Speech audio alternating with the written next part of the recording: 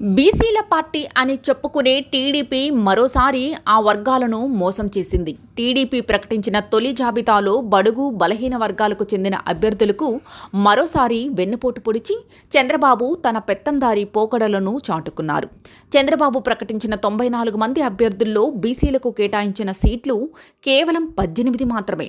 అంటే మొత్తం జనాభాలో 45% బీసీలు ఉంటే ఆ వర్గాలకు కేటాయించిన సీట్లు 18 సీట్లు ఇచ్చి మరోసారి మోసం చేశాడు.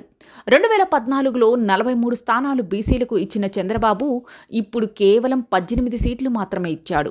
బీసీల తోకలు కత్తిరిస్తానన్న మాటను నిజం చేసి చూపించాడు. మైనారిటీ వర్గాలను మరీ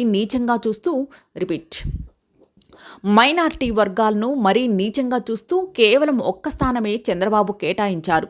కానీ కేవలం 4.5% జనాభా ఉన్న కమ్మ సామాజిక వర్గం నాయకులకు మాత్రం 20 స్థానాలు కేటాయించారు. ఇక కాపులకు 7 సీట్లు మాత్రమే ఇచ్చారు.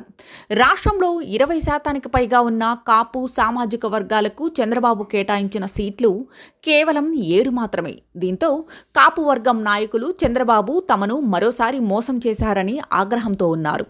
ఇక మిగిలిన 57 సీట్లలోనూ బీసీ మైనారిటీలకు ఎక్కువ సీట్లు ఇస్తారన్న నమ్మకం లేదు.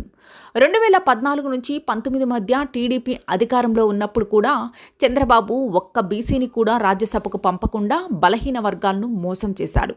కేవలం అగ్రవర్ణాలు, అందులోనూ తన సామాజిక వర్గం వారిని రాజ్యసభకు పంపారు. తొలి జాబితా అభ్యర్థుల ప్రకటనపై తెలుగుదేశంలో అసమ్మతి బగ్గుమంటోంది.